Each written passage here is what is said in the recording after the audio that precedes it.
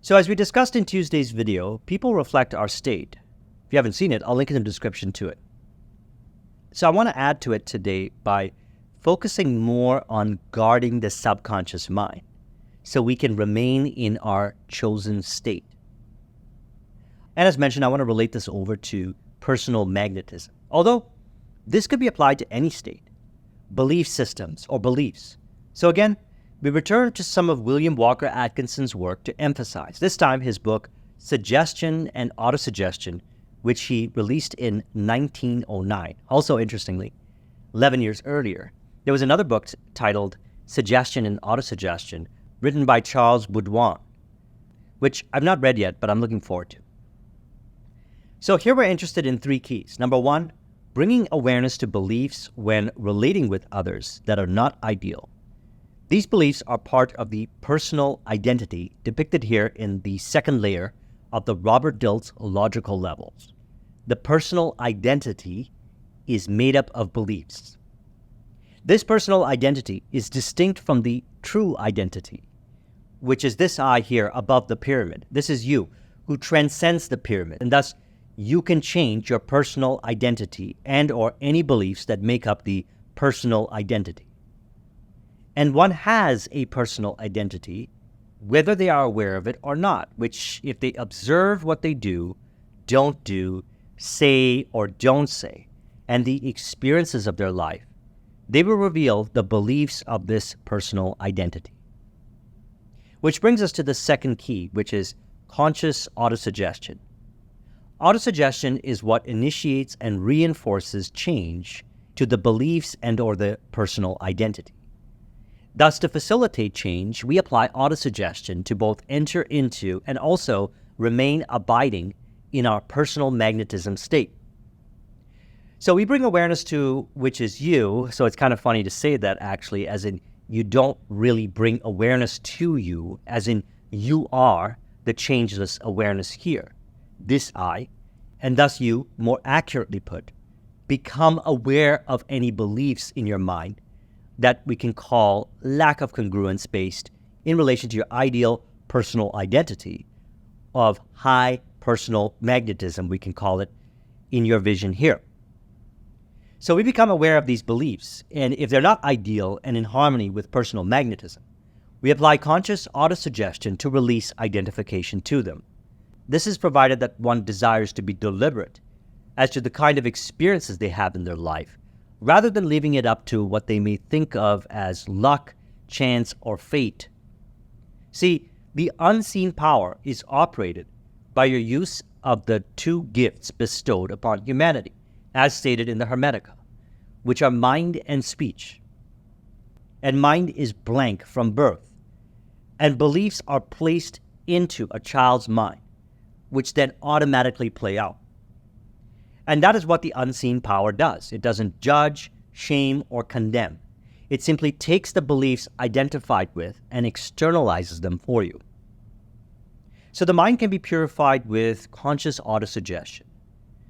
So with conscious autosuggestion, you can live the life you desire to live, rather than, for example, being an effect of dogma once accepted as true, that seems to point to the belief that one should not desire to live how they desire to live.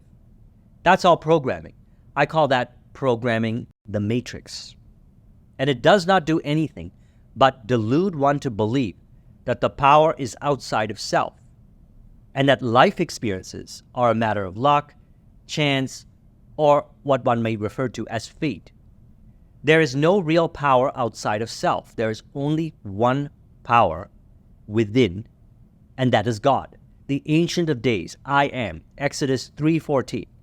And God said unto Moses, I am that I am. And he said, Thus shalt thou say unto the children of Israel, I am hath sent me unto you. And the third key is guarding the subconscious mind, which I want to focus more on today, as we've been discussing over the years a lot of number 1 and number 2. We'll still discuss them, but I trust that you'll find number 3 very helpful for your efforts of number 1 and number 2. And I say this because, see, one can bring awareness to beliefs all day long, yet if they still identify with them, are they really going to change? Or number two, they can apply conscious autosuggestion for 5 or 10 minutes or more than that. But if they are still suggesting to themselves ideas that clash against their desired intention, they are wasting their attention by allowing it to drift on what is undesirable and impressing those undesirable suggestions on their subconscious mind.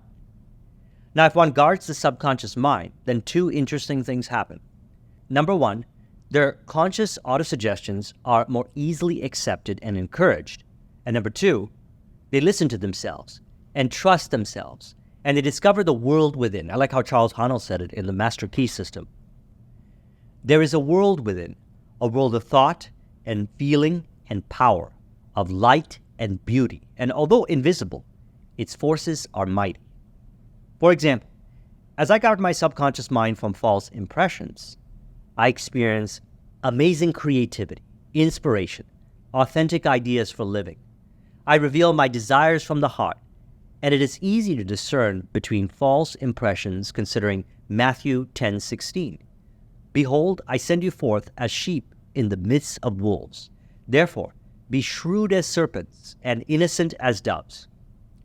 The still small voice also arises and becomes the only voice listened to exclusively, as articulated in Abd Allah, Teacher Healer by Walter Lanyon.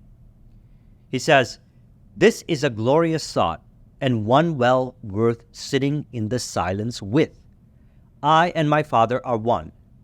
You have heard it for years, yet when you ponder it anew with the thought that from the next thought I'm going to think God's thoughts, it will reveal in you a newness of life and purpose you have never known before.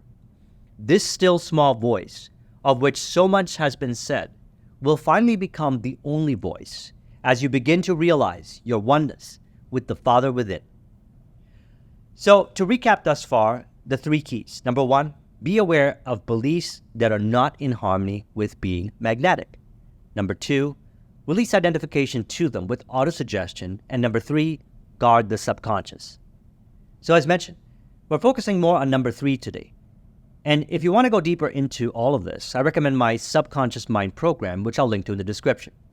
The one program that has made more people financially free, ideal relationships, whatever, you name it, than anything that I've ever done, and it's all consolidated in there. I built it from years of working with this information since I first got introduced to the idea of the subconscious mind and autosuggestion in Think and Grow Rich, which I first read in 2004. Speaking of which, I'm in California this week recording conversations with clients who applied all of this so they can share their results. I'll be posting those conversations in the weeks to come, and I trust you'll enjoy them and find them beneficial in your life. So let's go through the three keys and focus more on number three. Number one, be aware of inharmonious beliefs. Now, this ability is not just for psychologists, psychoanalysts, therapists, consultants, etc. Anyone can do this. It's very simple. Take a look at the top of this pyramid. We have vision. This is what you desire your life to be as. The moment you accept that you are the one, you see in your imagination when your vision is realized, it's done. You are on what appears as a journey to actualizing that vision. The journey is also made up of beliefs. The beliefs are playing out, some helpful and some not so much. The ones that stifle your personal magnetism are very apparent as you move along on the journey to actualizing your vision. They're revealed in the bottom three layers here of the model. For example, they may be apparent in your capabilities, which means skill, during skill cultivation. Like, for example, when public speaking. If in your body you physically feel tense, if your emotions are experienced unpleasantly, if you are identified with thoughts of doubt, one or a few of these are indicators that reveal your beliefs. So you ask yourself the question, what are you revealing to me? It could be something like, for example, and people say it differently. For example, one might say, they don't believe people will accept what they desire to say. So they use the word believe or belief. Or someone else might say the same thing differently. They may say, they don't feel people will accept what they desire to say. So they use the word feel. Others might say, they don't think people will accept what they desire to say. So they're using the word think. So all three of them are revealing the same belief. One says believe, the other says feel, and the other says think.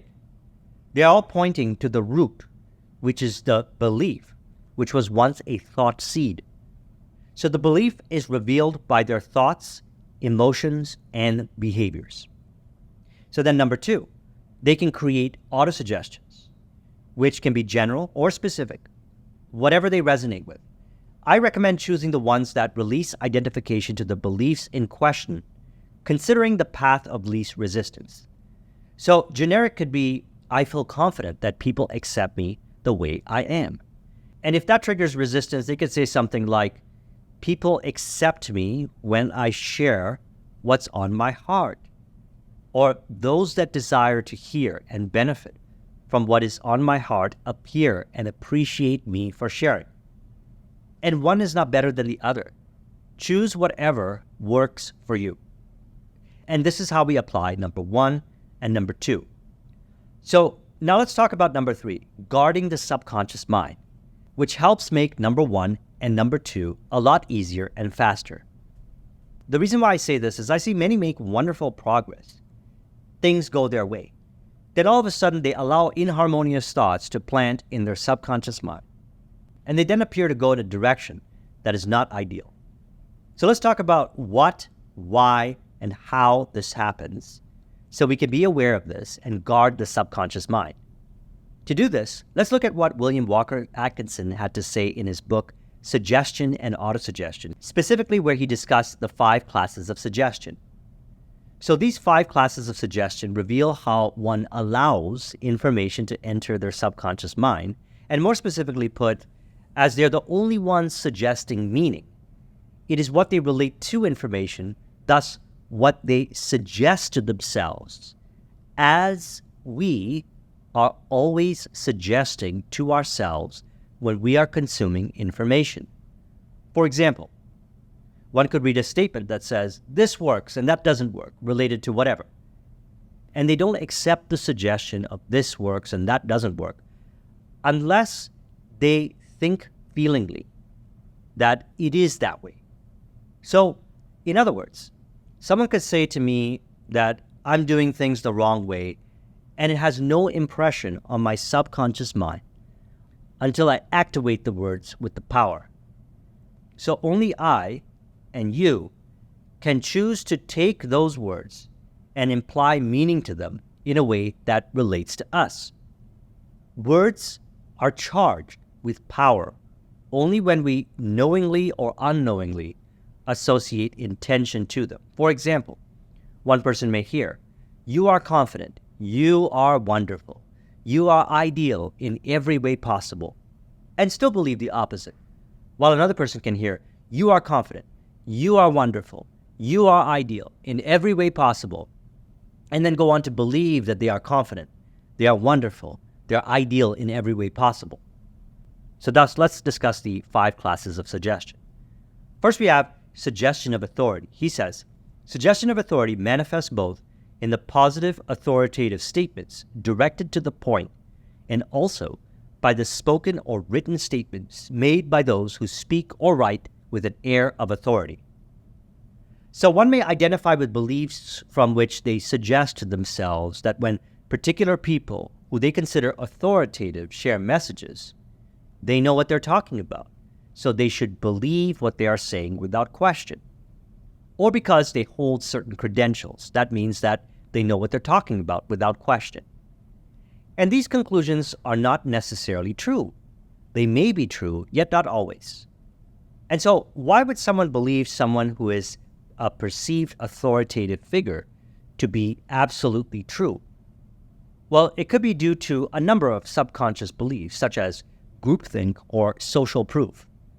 Groupthink is something that occurs within a group of people when the desire for conformity subconsciously in the group results in an unhelpful outcome. And this outcome may benefit some of the members in the group temporarily, yet it might not be helpful for some in the group. Lack of accurate thinking and/or individual creativity could be a symptom of groupthink. Social proof has some similarity to groupthink in that it is a psychological phenomena where people look to the actions and behaviors of others to determine what their own decisions and actions should be without questioning. These decisions and actions may be helpful or may not be helpful. This is why questioning everything is key. What is the alternative? Gambling as to what gets impressed upon the subconscious mind? I don't encourage that. So I recommend guarding the subconscious mind when consuming information, especially in environments that show signs of groupthink, and be aware of social proof. If ideas go against the attributes you desire to embody for personal magnetism, you don't need to identify with them.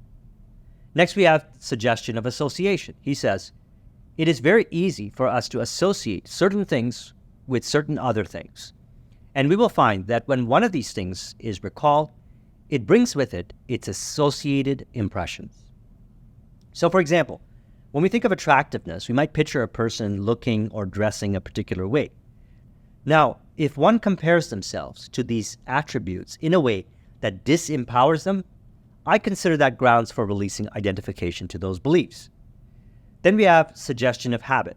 He says, of course, all habit is an association with something in the past. For the majority of our daily actions and activities are possible only through having learned them by heart. In order to perform our tasks, we must have first learned them consciously, and then, having learned them, we have passed them over to the habit mind of the subconsciousness, and they thereafter be performed automatically and thus easily. So habits are formed through repetition, which is why he related it in the book so closely to suggestion of repetition, which we'll talk about in a moment. How and why he distinguishes the two is as follows. Suggestion of habit is something like, if a person says, I've always done it this way, this means I should always do it this way, without further questioning it. He says, one may do things simply because they have done them before, notwithstanding the fact that the circumstances of the case have altered materially. They think thoughts and hold opinions simply because they have thought so in the past, although the circumstances may have altered materially. So I love the way that William Walker Atkinson writes. He used to be a successful lawyer before he started writing books on these subjects.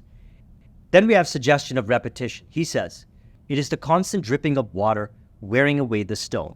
A suggestion which passes you without much attention or consideration when first made will gain both attention and consideration from you if it be repeated sufficiently often and in the right manner. So be aware of this if any information is not harmoniously related to your ideal state of personal magnetism. Even if more and more people start saying it, whatever it is, don't believe it. I personally have no interest in how many times I see the same information or the same information said differently. If it is not cohesive to how I am ideally, I let it pass. And then we see it does not show up. Perhaps it was a fad or based on some false premise that was not in spirit of harmony with all. Finally, we have the suggestion of imitation. He says, this form of suggestion, while being in itself a distinct phase of suggestion, nevertheless has a very close relationship with the several other forms of suggestion.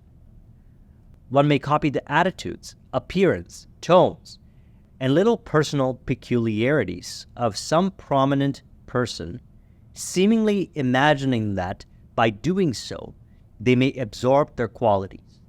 They think the thoughts of others and share their ideas according to the same law of suggestive imitation. Ideas, as well as clothes, have their fashion. And this is similar to social proof, as mentioned earlier. If people say the same thing and it is not helpful, and more people appear to say the same thing and it's not helpful, one may even gaslight themselves to believe what they are saying that is not helpful, rather than letting what they are saying be and not identify with it and do their own thing. Now, another reason why guarding the subconscious mind is key, while considering the 5 classes of suggestion he mentioned, is, well, let's pose a question. Is someone who is truly magnetic, without questioning, going around accepting suggestions from perceived authority figures? Are they caught up in groupthink? Do they base their decisions on social proof or imitating others? Or are they doing their own thing? This is not to say that there is no similarities and shared interests with others or things you can learn from others. I'm speaking specifically when it comes to allowing inauthentic thoughts to be impressed upon the subconscious mind that form beliefs or encourage beliefs that are the antithesis of personal magnetism. Now, here's the beauty. When it comes to personal magnetism, the more you are aware, and thus being aware is guarding the subconscious mind. The more you are aware, the more you think for yourself, listen to yourself, and trust yourself. And then personal magnetism naturally arises to higher and higher degrees. This is about all of us. As we all guard the subconscious mind from false impressions, we dissolve the matrix programming and we bring forth heaven on earth. So what is being discussed here is not only something that serves you, it also is a wonderful service to others as it is in spirit of harmony with all. So I trust you found this video to be helpful. Let's conclude this with an autosuggestion to further encourage. You could say, I think for myself, listen to myself, and trust myself, and from the conclusions formed within to what reality is and how reality works for me, I automatically manifest authentic personal magnetism, inspiring others to do the same, as I'm in the spirit of harmony with all. If you would like a copy of this mind map, the link is in the description. Thank you very much for watching. I'll talk to you soon. Take care.